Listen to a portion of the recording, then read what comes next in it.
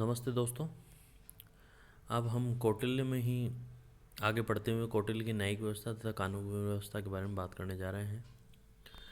कौटिल्य जैसा कि एक कल्याणकारी राज्य की परिकल्पना करते हैं, तो एक कल्याणकारी राज्य की प्राथमिक शर्त है कि उसमें न्याय व्यवस्था का सुचारू संपादन और उचित व्यवस्था होनी चाहिए।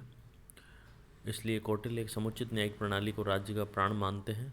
उनका विचार है कि जो राज्य अपनी जनता को या प्रजा को न्याय प्रदान नहीं कर सकता, वो शीघ्र ही नष्ट हो जाता है। कौटिल्य के अनुसार राजा का उद्देश्य प्रजा के जीवन और संपत्ति की रक्षा करना तथा असामाजिक तत्वों से और अव्यवस्था से जनता की रक्षा करना और जनता को सुरक्षा प्रदान करना प्रधान कर्तव्य है राजा का। इस प्रधान कर्तव्य की पालना करने के लिए कौटिल्य ने दो प्रकार के न्यायालयों की बात की है, और ये दोनों अगर कौटिल्य के शब्दों में कहें तो इन दोनों का नाम है धर्मस्थलीय और कंटक शोधन। ये धर्मस्थलीय और कंटक शोधन दोनों न्यायालय वर्तमान भारत में प्रचलित दीवानी और फौजदारी न्यायालयों के समकक्ष हैं। दोनों के कार्यक्षेत्र लगभग समान से हैं। वर्तमान संदर्भ में जैसे कि धर्मस्थलीय या दीवानी न्यायालय का कार्यक्षेत्र होता है कि आपसी विवादों का निपटाना या संपत्ति संविदा, उत्तराधिकार विवाह, गांवों का बंदोबस्त, ऋण, धरोहर, मजदूरी, साझेदारी आदि के वर्तमान दीवानी विवाद धर्मस्थलीय या दीवानी न्यायालयों के अधीन प्रशासित होते थे। दूसरी प्रकृति का न्यायालय कंटक शोधन या फौजदारी न्यायालय होता है।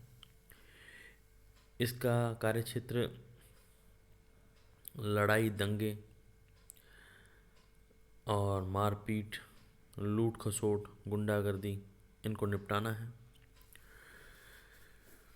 इसका उद्देश्य जनता को शत्रुओं से दूर रखना, जनता को सुरक्षा प्रदान करना, जनता को सुरक्षित जीवन जी सकने के लिए उचित माहौल उपलब्ध कराना है। कौटिल्य ने एक व्यापक दृष्टिकोण रखते हुए ये कहा है कि उचित गुप्तचर और पुलिस की सहायता से न्यायालय यथासंभव अपराधियों को दंड दिलाने के प्रति अपनी प्रतिबद्धता को सुनिश्चित करे और इसके लिए सक्रिय रहे। अब मैं आपको कौटिल्य के द्वारा वर्णित न्यायिक व्यवस्था या न्यायिक संगठन और न्यायिक प्रक्रिया क्या उल्लेखित है उस पर बताने जा रहा हूँ। कौटिल्य ने न्यायिक संगठन की एक विधिवत विवेचना की है। उसके द्वारा वर्णित न्यायिक संगठन प्रशासनिक विकेंद्रीकरण का सूचक है। कौटिल्य ने 10 ग्रामों के समूह के लिए संग्रहण, 400 ग्रामों के बीच द्रोणमुख, 800 ग्रामों के मध्य स्थानीय एवं समूचे जनपद के लिए सर्वोच्च न्यायालय की व्यवस्था की। समझ रहे? मतलब कि कौटिल्य ने न्यायिक विकेंद्रीकरण की बात की है, जो कि एक समझदार राजनीतिक चिंतक या विवेकशील राजनीतिक चिंतक होने का प्रमाण भी है। क्योंकि कौटिल्य जिस दौर में थे, मौर्य साम्राज्य एक बहुत व्यापक साम्राज्य था, तो किसी एक सर्वोच्च न्यायालय या कुछ न्यायालयों के माध्यम से न्याय सुनिश्चित कर पाना आसान नहीं था। इसी परिकल्पना को यथार्थ में उतारने के लिए कौटिल्य ने न्यायिक व्यवस्था को विकेंद्रीकृत स्वरूप देते हुए 10 गांवों के समूह के लिए संग्रहण, 400 ग्रामों के बीच द्रोणमुख और 800 ग्रामों के मध्य स्थानीय और समूचे जनपद के लिए सर्वोच्च न्यायालय की व्यवस्था की है। मैं इस बात को रेखांकित करके फिर बताना चाह रहा हूँ। 10, 400, 800 और पूरे साम्राज्य के लिए एक सर्वोच्च न्यायालय।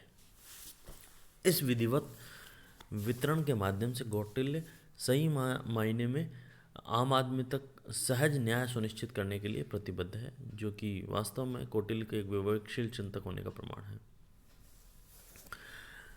ग्रामों के लिए पंचायती न्यायालय का सुझाव भी कौटिल्य देता है। पंचायती न्यायालय मतलब कि एक ऐसा न्यायालय जो ग्राम पंचायत के स्तर पर न्याय करने के लिए प्रयासरत हो। इस ग्राम पंचायत न्यायालय में वृद्ध, ग्रामीण, सामंत मिलकर ग्रामीणों के बीच उत्पन्न छोटे मोटे विवादों का निर्णय कर सकते हैं। उनके विवादों को मध्यस्थता के द्वारा निपटाने की सलाह दे सकते हैं और प्रशासनिक कर्मचारियों को मध्य उत्पन्न होने वाले विवादों का निर्णय विभागाध्यक्षों की अध्यक्षता में विभागीय प्रशासनिक न्यायालय के द्वारा किए जाने का सुझाव कौटिल्य ने दिया है।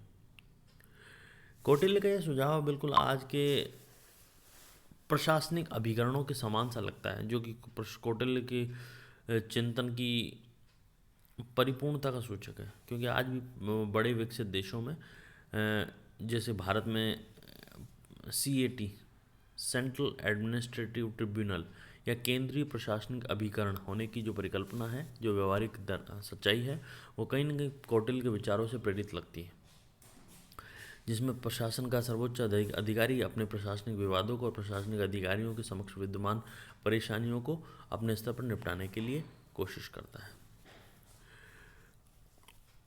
कौटिल्य एक ही न्यायाधीश वाले न्यायालयों को उचित नहीं मानते हैं, क्योंकि उनके न्यायाधीशों के द्वारा मनमानी की जा सकती है। उनके विचार से उच्चतर न्यायालय में 3 धर्मस्थ न्यायाधीश तथा 3 अमात्य होने चाहिए, जो एक साथ बैठकर विवादों को सुन सकें। मतलब कि कौटिल्य एक ऐसी न्यायिक व्यवस्था का समर्थन करते हैं जहां एक व्यक्ति तानाशाह होकर न्याय के लिए प्रयास नहीं करेगा, बल्कि 3 न्यायाधीश और 3 अमात्य, मतलब कि जिसे जूरी सिस्टम भी अपन कह सकते हैं, के माध्यम से न्याय करने के लिए प्रयास करेगा। न्यायिक प्रक्रिया में उसके द्वारा वादी और प्रतिवादी के वक्तव्य, साक्षी गुप्तचर व्यवस्था को अपनाने का सुझाव दिया है। कौटिल्य ने जो न्याय की प्रक्रिया है उसके अंतर्गत वादी प्रतिवादी के वक्तव्य, मतलब कि उनके बयान, गवाह और गुप्तचर व्यवस्था को अपनाने का सुझाव दिया, जो कि वास्तव में एक सराहनीय सुझाव है। उसका कहना है कि वादी प्रतिवादी के वक्तव्य लिखे जाने चाहिए, मतलब कि लिखित बयान होने चाहिए, जो आज भी होते हैं। तथ्यों का ज्ञान प्राप्त करने के लिए लिखित प्रमाणों को ज़्यादा महत्व दिया जाना चाहिए, और इनके अभाव में गवाह प्रमाणित माने जाने चाहिए। गवाह एक से अधिक होने चाहिए। तथ्यों का ज्ञान प्राप्त करने में न्यायाधीशों के द्वारा गुप्तचरों का उपयोग भी किया जाना चाहिए, जो वास्तव में एक सराहनीय विचार है। इससे क्या है कि न्याय सही मायने में न्याय या सही मायने में अपराधी को दंड मिल पाएगा। कौटिल्य ने न्यायाधीशों के द्वारा अधिकाधिक निष्पक्षता अपनाए जाने पर बल दिया है। कहा है कि न्यायाधीशों के द्वारा वादी प्रतिवादी को सहायता पहुंचाकर न्यायिक कार्रवाई को गलत दिशा देने का कोई प्रयास नहीं करना चाहिए। साथ ही उसका विचार है कि न्याय प्रदान करने में अव्यवस्था, लिंग, वर्णगत आधार पर भेद नहीं किए जाने चाहिए। कौटिल्य ने न्यायाधीश के आचरण की निगरानी करने पर भी बल दिया है और यह कार्य गुप्तचर विभाग को सौंपा है। ये वास्तव में एक अग्रिम सोच है कौटिल्य की, कि न्यायाधीशों पर भी कौटिल्य ने उचित गुप्तचर व्यवस्था की बात की है। कौटिल्य का विचार है कि जो न्यायाधीश न्यायिक प्रक्रिया के नियमों के विरुद्ध आचरण करे, उन्हें दंडित किया जाना चाहिए। मतलब कि जो न्यायाधीश न्याय की मूल भावना को बाधित करते हुए न्याय करता है, उसे दंडित किया जाना चाहिए, जो वास्तव में एक पारदर्शी न्याय की दिशा में एक सराहनीय प्रयास है। कानून के संबंध में कौटिल्य ने निश्चित धारणाएं व्यक्त की हैं। उनके अनुसार राजा के कानून के 4 मूल स्रोत हैं। धर्म अर्थात धर्मशास्त्र, नंबर 2 है व्यवहार, तीसरा है प्रजा और चौथा है न्याय। कानून के स्रोत की सापेक्षित प्रधानता के विषय में वह कहते हैं कि यदि धर्म कानून तथा व्यवहारिक कानून या प्रथा में संघर्ष हो तो राजा को धार्मिक कानून के अनुसार विवाद का निपटारा करना चाहिए। यदि धर्म कानून तथा न्याय में विरोध हो तो न्याय को मान्यता दी जानी चाहिए। और कानून के इन स्रोतों के अतिरिक्त कौटिल्य राजा के आदेश को भी कानून के स्रोत के रूप में स्वीकार करता है। वह राजा को कुप्रथाओं का उन्मूलन का अधिकार देता है तथा प्रशासनिक व्यवस्था के संचालन हेतु राजा को विभिन्न प्रकार के आदेश जारी करने के सुझाव देता है। इस प्रकार कौटिल्य ने कानून के न केवल 4 स्रोत बताए हैं, बल्कि उनमें एक सापेक्षित महत्ता को भी स्थापित किया है कि इनमें से क्रम से कौन से ज़्यादा महत्वपूर्ण है और किन परिस्थितियों में किसको प्रधानता दी जानी चाहिए। ये वास्तव में कौटिल्य का एक वैज्ञानिक चिंतन होने का प्रमाण है। दंड व्यवस्था, कौटिल्य ने न्याय व्यवस्था के साथ दंड का भी विवेचन किया है और दंड के संबंध में कौटिल्य ने इस बात पर बल दिया है कि जनता को सही मार्ग पर लाने के लिए राजा के द्वारा दंड न तो आवश्यक और औचित्य से अधिक होना चाहिए, न ही कम होना चाहिए। मतलब कि एक संतुलित दंड की बात कौटिल्य करते हैं। राजा को सोच समझकर उचित दंड की व्यवस्था करनी चाहिए।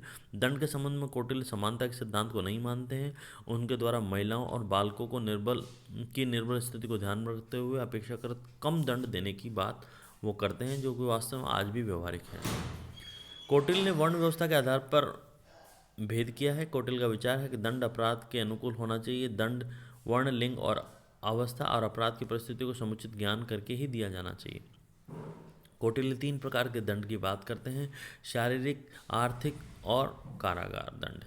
शारीरिक दंड के अंतर्गत कोड़े मारना, अंग छेदना, हाथ पैर बांधकर उल्टा लटकाना, ब्राह्मण तथा उच्च वर्णों के अपराधियों के माथे पर अपराध सूचक चिन्ह अंकित करना, भीषण अपराधों के लिए प्राण दंड की व्यवस्था करना। आर्थिक दंड को मुख्यतः 3 श्रेणियों में रखा गया है: प्रथम मध्यम, दूसरा उत्तम